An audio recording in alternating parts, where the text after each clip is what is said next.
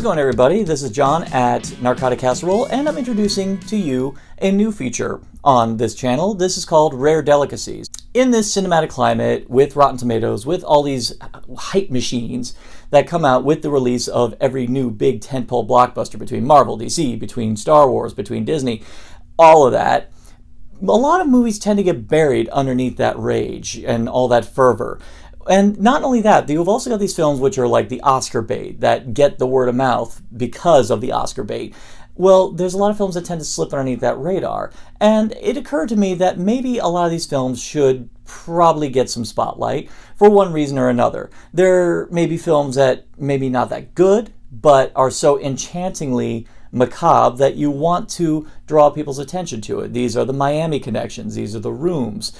And then alternatively, you got these films that were really good, but for one reason or another fell under the radar. And in my opinion, the film in question that we're going to talk about today is one of those films, a film which, when it came out, was not very well liked, and a lot of it had to do with the fact that it was coming off the coattails of a film that was gradually embraced by the public to the point where it became one of the major cult phenomenons. This film, Shock Treatment, the film that many people consider to be the quote-unquote sequel to the Rocky Horror Picture Show. I always tell people maybe the best thing to do is actually watch this before you watch the Rocky Horror Picture Show. Or, if you watch it, just with the particular mindset, focus on this film on its own. Because, really, it's prophetic. So, to test my theory, I decided to go over to my colleague at Man Bites Film, link down below, Mr. Luis Lacau, and hopefully what you see will probably prompt you to want to give this film either a first glance or maybe even a second glance if you're one of those cynics who maybe didn't like it before, but hopefully we can show it to you in a brand new light. Have you heard about Shock Treatment at all? I have heard rumors and rumblings from you about it, and I was like, all right, this is going to be interesting. Rocky Horror sequel. I can't imagine what you could do as a sequel, so this is going to be very interesting to see what you could do as a sequel to Rocky Horror. Well, actually, on that note, I'm actually going to stop you right there. Technically, and the funny thing is the advertisers, everyone, always tried to dissuade people. This was never meant to be a sequel. Oh, so it's its own There are only four things that make this that would make this why people would think it's a sequel. Firstly, and most obviously, the main characters are first and secondly, Brad and Janet. Okay. The main characters are Brad and Janet.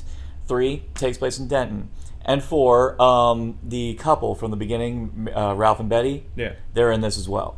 Okay. And that's it. So it's just part of the universe. It is continuing on. I mean, it does take place after the events of Rocky Horror. Brad and Janet are married by this point. But really, it has nothing to do with what happened in Rocky Horror at all. I keep telling people that because really this movie tonally and look-wise, it does not resemble Rocky Horror by any shape, way, or form. This is entirely its own beast. That's really, I think, the best. I always tell people, just don't think about comparing it to Rocky Horror. And the funny thing is, when they were talking about it, they were saying, it's not the sequel, it's the equal. Okay. In the sense that it is its own identity. I always kind of lovingly dub this movie the Tron of musicals. And in that, I mean, well, when Tron came out, when it initially came out, people didn't know what the heck it was talking about because a lot of things it was talking about was way ahead of its time. Whereas now we watch it and we're like, oh wow, we get it now. And not only do we get current. it, it's current, and it was made in the early 80s. Well, Shock Treatment is actually the same. Oh, okay. A lot of things it tackles in this movie are stuff that was, around the time this DVD came out, was very prominent, such as reality TV. And even some things that are still around to this very day, such as media prostitution, media manipulation, even people's desire to keep up with the current fads and how people will pretty much abandon common sense for said fad. Oh, that's awesome. Yeah, okay. And I've been avoiding ever since you told me you're gonna watch this movie. I'm like, I am not touching anything. I'm not reading anything. I am not at all. I will be surprised. A lot of the cast from Rocky Horror are in it. That's specifically awesome. Richard O'Brien, Patricia Quinn, Sweet. Little Nell, Charles Gray, Susan Sarandon and Barry Bostwick, respectively. Susan Sarandon, by this point, was starting to climb, so obviously she wasn't going to come back for this. Barry Bostwick was interested to come back, but it was a scheduling conflict. So he couldn't come back You for gotta it. love those. Yeah, and and that's fine. I'd rather it be a scheduling conflict than saying, "Oh, I'm too good for that," Right. which Like Tim Curry's done. in this case, actually, here's the interesting thing: when Barry Bostwick dropped out, Tim Curry, they asked him if he wanted to stand in. And here's a interesting fact I'm going to tell you: the Clifty Young, who plays Brad in that, actually plays Brad and the antagonist character in this one. So it's a double performance. They asked Tim Curry to come in before they got Clifty Young. They had Tim Curry come in to maybe see if he can play both roles. And I will say he would have been great as the villain. Yeah. In this, as Brad would have been weird. Yeah. That would have been kind of a. That But he I gotta turned. see how that comes out. Well, but he turned it down. But he turned it down because he couldn't do the American accent. Okay. And now that I think about it, in all of his voiceover work, have we ever seen him do an American accent? No, never. We saw him attempt, I guess you could call it a Russian accent in Congo. Now I can't think of anything else to add. This is Shock Treatment.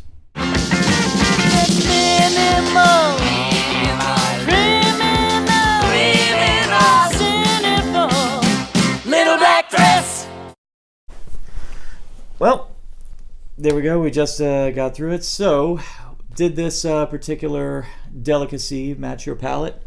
Oh, definitely. It exceeded everything that I thought it would be. It was a lot more in depth than I thought it would be. It was not like Rocky Horror that the first time you watch it on a TV screen, you're like, oh, okay, this was cheesy, fun, great music, great lyrics, great, just it absorbs you because of the music. This one absorbs you because of the music, the great plot, the nice little snaps on society, on social commentary, all that stuff. I thought it was really well done for a movie in 81. You could tell that it's a low budget. They had more money than Rocky Horror. They did. This one was done on a budget of about $3 million. The original Rocky Horror was done on a $1 million budget. Considering the set pieces, that was pretty freaking good. Well, there's some interesting facts that will probably make you love this even more. This was made during a actors' strike. And part of the reason why this film did what it did, where setting it all in the TV studio, originally the script, which was originally called The Brad and Janet Show, it was meant to take place in various parts of an actual town that was meant to stand in for Denton. Yeah. But because of the actors' strike, no actor was allowed to perform on location. So they had to rewrite the scripts that all the action took place in the TV studio. I think that was great because they gave them a lot more freedom to do the social commentary that they wanted to do. It seemed to be able to embrace the absurdism and the satirical angle. It seemed to take place in this kind of very heightened reality. Yeah. And the essence of satire is exaggeration. Oh, and come on. I mean, the best character was a mix of two of my favorite both comedians, actually, ironically. Yeah, of course, in reference to Barry Humphries, who played Bert Schnick. Most people know him as Dame Edna. Most Disney fans remember him as Boris LeShock from Finding Nemo. Oh, yeah. Yeah, that was him. Shit. So, I mean, he's like a mix of Doctor Strange and... Dr. Strange Love. Yes. Yeah, sorry, Dr. Strange. Love. Yeah, I don't see Bert Schnick. I don't see Bert Schnick doing the sling ring or going, "Fernando, I have come to bargain." We're not doing that. Dr. Strangelove and Tony Clifton. Yes. Tony Clifton, yes. So, so good. He was my favorite part of the movie by far. Yeah, in the early drafts of the script, Bert Schnick was originally meant to be Dr. Scott. Yeah. Dr. Everett Scott, but of course, when they were going with this particular aesthetic, they had to change up the character because you couldn't see Dr. Scott being a host of a game show. Oh, that'd be pretty funny though. And I will say, very progressive TV station to have a blind German. Oh no, blind middle-aged German. This was great. I mean, the satire in this is so spot on and so subtle. It has so many little subtleties that you pick up on, and you're like, wow. And if you've watched Rocky Horror or watched a lot of recent satire, you'd catch a lot of the references, even from nowadays, and how we look at society now. It's so interesting how poignant it still is to this day. There's a musical number by Janet's dad where he's pretty much, it's the stereotypical, I'm a man and man's got to be a man. Man don't suck junk. America. Yeah, America. And it's kind of scary. And I, of course, offhandedly made a "Make America Great" joke in the midst of it, but then we're just like, oh man, these people are coming out of the woodwork again. That's kind of scary. Not out of the woodworks. They were always there, but it's like they're always there, but now they're empowered to come out again. And we're laughing at this because it's so hilarious how crazy and over the top it is. Yeah. And we see these people are in power now or in society now, and it's like, wow, or the mainstream. I mean, the ending of the film, which I think is utterly wonderful, where the entire town, for all intents and purposes, the entire town of Denton has been committed. Yeah. And it leads to the idea that if you dress anything up to make it look appealing, people go for it. Mm-hmm. And now the entire town is being committed under the thumb of a vengeful madman, rich madman, and two fraudulent psychiatrists. Yeah. So, but because they made it look appealing and because they made it look like all the cool kids are doing it, yeah, it's actually one of the few times, it's a fine example that the villains win technically in the end. Yeah, I mean, the main characters get away and they're able to kind of embrace the world in their own terms, but in the end, they're still going to be the outcasts. By far, I was really pleasantly surprised. I definitely put this a lot higher than Rocky Horror as a film itself. Mm-hmm. That's by far, and just to say everything, I will be buying this movie. That's great. That tells you everything. I don't know if it's on Blu-ray yet. I'm keeping an eye out just in case. But if you do hunt for something, the DVD that came out, they released a DVD in time for the 25th anniversary because there is an audience for it.